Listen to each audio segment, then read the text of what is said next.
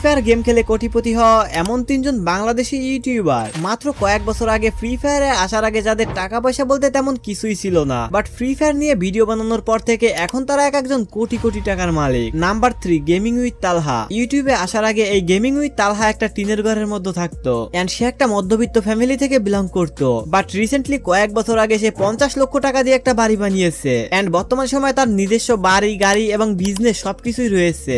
Number 2, it's কাব্য। এই it's কাব্য যখন সর্বপ্রথম ফ্রি ফায়ারে এসেছিল তখন সেও একটা মধ্যবিত্ত ফ্যামিলি থেকে বিলং করতো এন্ড সে তার একটা ভিডিওর মধ্যে এটাও শেয়ার করেছে সে নাকি টিউশনি করিয়ে ওই সময় যে টাকা পেত ওইটা দিয়েই চলতো, বাট বর্তমান সময়ে তার কোটি টাকার বিজনেস সহ নিজস্ব গাড়ি বাড়ি সবকিছুই রয়েছে।